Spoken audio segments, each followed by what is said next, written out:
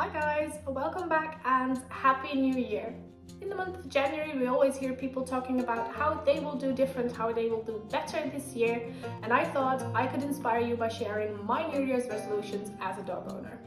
As a dog owner, we're responsible for our dog's happiness and well-being, so there is always room for improvement no matter how good we think we are. And I think the month of January is a great time to reflect on what we have been doing the past couple months and how we can change it for the time to come. As a dog owner, we are responsible for our dog's happiness and well-being, and I think there's always room for improvement.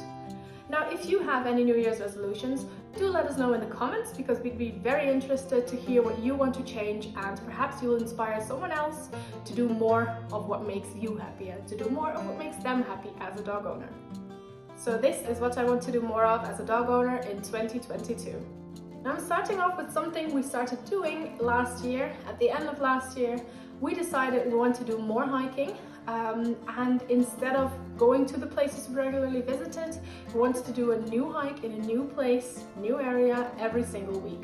We are very lucky in that we have days off during the week, or we can schedule work around a long hike and a long journey once a week on a weekday, because Jordi works in catering, he works on the weekends, and I have a couple days off during the week because I also work on weekends. I can schedule part of my own work. Now the past couple weeks we've been back in lockdown, so Jordi's work has changed, but until then we were able to go on a hike every Monday or Tuesday if we wanted to.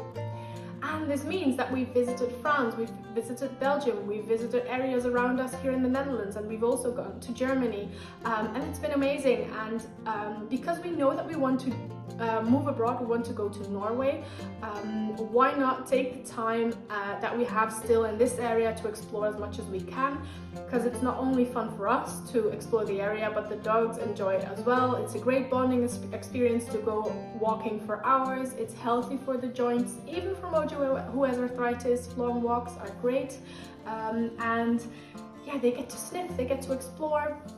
So that's definitely something we want to keep doing in this area whilst we're still here, but also something we want to start doing if we do move house this year. But this is definitely something we want to keep doing in 2022.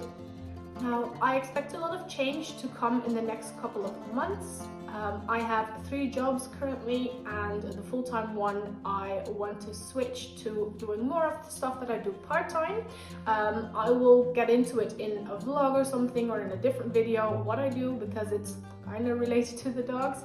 But this means that I will be working freelance, and all the work I do already I can plan, but it will be a little bit more difficult. And I think that planning ahead and making an actual schedule will allow me to have more quality time with the dogs. And that's it's really because I work around 50 hours, 55 hours a week. It can be difficult to actually sit down on the sofa and cuddle with the dogs. I spend most of my time at my desk, and aside from doing the obvious exercise, I also want to spend more quality time with them in the house, more playing and more cuddling. So I think planning my work better will allow me to do that, and that's a very important thing to me. I have tried to work on that the past couple months, and I want to do more of that in the next coming months in 2022. Something that is fun for both people and dogs is to try new stuff, and we recently bought a kick bike off of a friend of ours, and we are hoping to do some mushing. So something Jordi taught Hunter was not to pull. Hunter is very good at loose leash walking.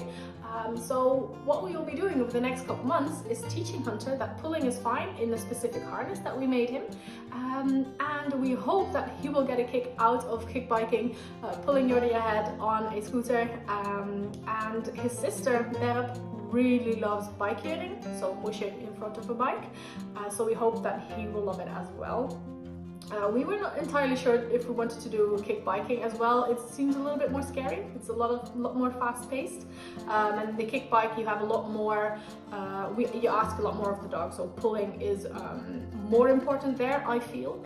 I'm not sure if that's true, but yeah, it seemed like a very fun thing to do, so that's why we invested in a kick bike, and that's something we will be trying and practicing in the next couple months. If it's been dry for a day or two, the ground is fine to do some sports, then we'll take Hunter and do kick biking, and I will eventually do it with Mojo and Venus as well. I just have to make them a harness that fits, because this breed is not easy to buy a fitting harness for, especially for mushing. Now, we want to do a lot more new stuff, but I've kind of run out of ideas. So if you do have any ideas of stuff to try with our staff friends, then definitely leave a comment or send us a message, because we'd be very interested to know if there's anything you think we might enjoy that we haven't tried yet, or that you haven't seen us doing yet. Now, something we did a lot with Hunter when he was younger was confidence building exercises, and it wasn't really something we did on purpose, but we allowed him to do a lot of climbing and exploring, and I'll film a video on what I think great confidence building exercises are, but I want to incorporate more of that in our daily walks. I want to make use of objects that we find, like logs and benches. I did a lot with Mojo of that back when we lived in Wageningen, which was around 4 or 5 years ago. She loved it, and I want to get back to doing more of that, especially if I walk with one of the dogs rather than with all three. It's a fun way to make the walks more fun, and I've stopped doing that, and I don't really know why. I want to get back into it because they really enjoy it. Now, as you may have seen, we uploaded a new series of videos starting last Tuesday. We want to turn Tuesday into Chewsday. We want to show you how the dogs eat their meals, their snacks, whatever, because I know that many of you enjoy the raw feeding time lapses, the prep time lapses, and I know that you always ask for the dogs eating their meal at the end. And since the dogs have to eat anyways, I thought, why not film a meal every week and upload it on Tuesday as an extra series. And because I'm filming that anyways, I was thinking I could add more enrichment meals into their weekly schedule, into their weekly diets, like using the licky mats that we have, or filling some toys, or adding more recreational bones into their diet. So in a minute or so after filming this video, I'll be feeding them pork trotters that you'll be seeing in 2 days after uploading this video. And yeah, I thought it's a fun way to give them more new stuff, more variety, and it's something that will probably make them a little bit more satisfied. So that's what we'll be incorporating as well, more enrichment meals. Then a final thing I've been thinking about doing more is more one-on-one stuff. Of course, we have 3 dogs. The girls I do most of the stuff with, and Jordi does most with Hunter. Every day we go on 1 or 2 walks with all 3 dogs, the 2 of us together, and I take both of the girls on walks, Jordi takes Hunter on walks.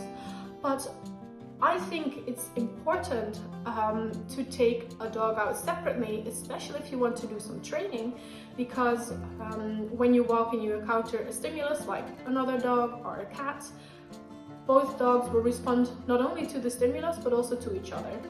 So in order to tackle a specific problem you may have, it might be clever to take each dog out separately, because you can focus on each of their own issues.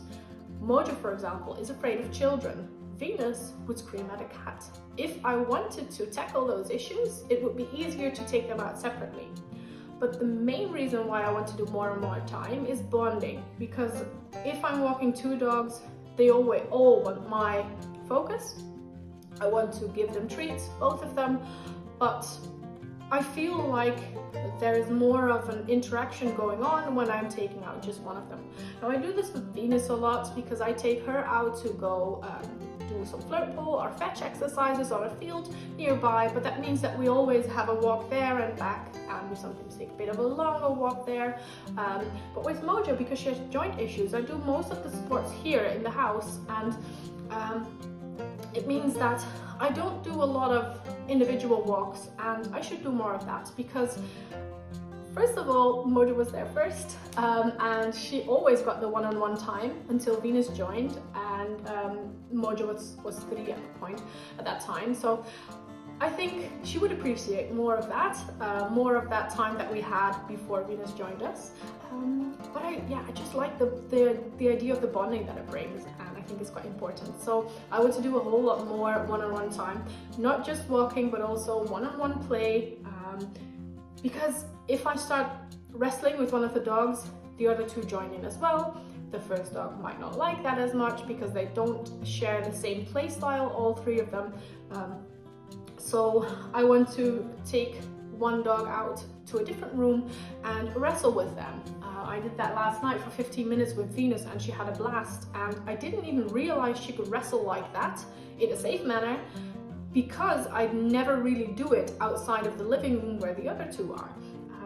Spending one-on-one time, I think you can find out more about the dog than you knew. She's 4 next week and I didn't really realize this, and it's kind of something I'm ashamed for, but it's something I can rather think of as doing more, making it better, rather than thinking I want to do less of something that's not good. That's also a way of thinking I want to incorporate in 2022. Hi Mojo. Thinking of it as what can I change to improve rather than what can I remove to make it less bad. It's a good way of thinking as a person. Glass half full rather than half empty.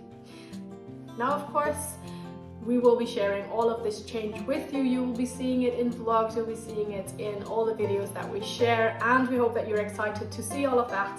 So for now, I wish you a great time with your dogs this week. Go out, exercise, and have fun. If you have any recommendations, then share them in the comments and let us know what your New Year's resolutions are as a dog owner. And we will see you again on Tuesday with another Chewsday video. Goodbye!